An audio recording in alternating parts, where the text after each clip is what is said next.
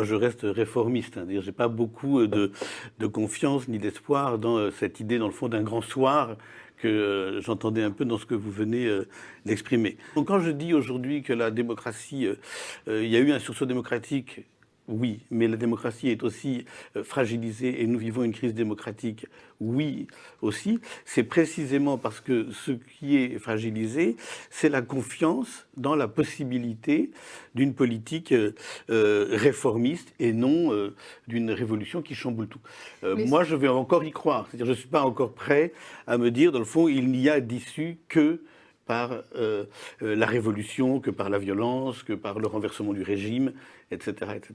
Sur ça, c'est très intéressant parce que je pense qu'au final, on touche du doigt presque le débat le plus important, parce que moi, je trouve que les questions démocratiques et surtout la question de l'alternative, parce que je suis d'accord qu'il y a une hypothèse qui est que les gens tirent une leçon de cette situation, qu'effectivement, les journées isolées, le dialogue social, ça ne fonctionne pas et qui commence à poser la question de l'alternative. Et sur ça, quelques mots, parce que je pense qu'en réalité, les questions démocratiques, elles ont été posées par le mouvement lui-même.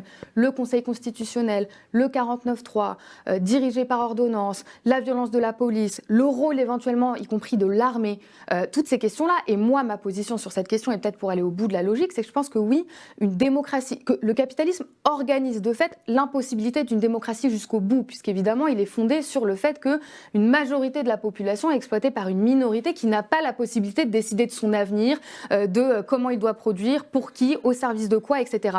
Et la question sur moi que je voudrais dire, c'est que non seulement je pense que bien sûr, il faudrait questionner un système fondé fondamentalement sur les inégalités, sur la propriété privée qui est un obstacle au développement d'une démocratie par en bas, mais ça n'empêche pas de dès maintenant avoir un programme pour répondre aux revendications démocratiques qui sont posées par le mouvement. Et pour le dire de manière peut-être très concrète, il y a des expériences dans l'histoire révolutionnaire de notre pays, que ce soit la Convention de 1793, que ce soit la Commune de Paris, qui ont fait que tout soulèvement populaire s'est accompagné d'un questionnement démocratique extrêmement profond, où en fait les gens cherchent à rapprocher le pouvoir décisionnel d'eux-mêmes. C'est-à-dire, par exemple, réclamer la suppression du Sénat, qui est une institution dont on sait extrêmement conservatrice, etc., du Conseil constitutionnel, la révocabilité des mandats, demander que les députés soient élus, révocables pour 2 ans, payés à salaire...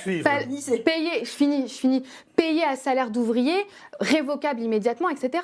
La question d'une assemblée unique, par exemple, où on fusionnerait les pouvoirs législatifs, exécutifs, c'est des expériences qui ont été menées, et je finis sur ça, au cours de l'histoire révolutionnaire de notre pays, qu'on doit se réapproprier, qu'on doit connaître, qu'on doit maîtriser pour apporter des réponses aux questions qui sont posées dans le mouvement maintenant et tout de suite. Une réponse, Marc, et puis ensuite on va justement voir en image ce que ça donne, la contestation sur le terrain. Je ne peux pas du tout vous suivre un quart de seconde sur la suppression du Conseil constitutionnel. C'est-à-dire que l'ensemble de ces institutions sont absolument indispensables. Alors, je laisse de côté le Sénat, mais l'idée qu'il y ait un Conseil constitutionnel qui puisse étudier la conformité des lois avec la Constitution, ça me semble absolument indispensable. Alors si on commence à vouloir supprimer... Ils jouent un rôle de censure du point de vue des propositions qui émanent du Parlement et ils sont élus par personne. Il faudrait discuter dans ce cas de quel mandat, qui sont ces gens.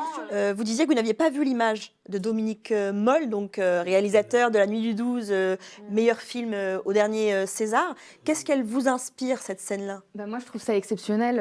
En fait, je trouve vraiment... C'est vrai que c'est dur de toutes les voir, tellement il y en a, en réalité, des phénomènes de contestation. Et je trouve que ce qui est très riche dans les extraits que vous venez de montrer, c'est qu'on voit la profondeur du mouvement, y compris des différents secteurs sociaux qui se sont impliqués. Et surtout, ça confirme le fait que la séquence n'est pas terminée. Et que ce qui se joue, c'est non seulement comment est-ce qu'on va organiser l'énergie de tous ces secteurs encore en mouvement, qu'est-ce qu'on va leur proposer pour la suite, comment est-ce que c'est possible de, en réalité, aller jusqu'au bout du combat contre la réforme des retraites. Moi, je dis ça parce qu'on a eu une réunion récemment là, d'une coordination qu'on appelait le réseau pour la grève générale, qui cherche justement à voir comment organiser toute la contestation qui continue à s'exprimer avec extrêmement de virulence et de détermination, mais ça montre aussi donc non seulement des grèves qui se maintiennent, les casserolades partout en France, la jeunesse qui se mobilise, mais aussi il y a une question qui va se poser, c'est que Macron, il lui reste 4 ans comme ça.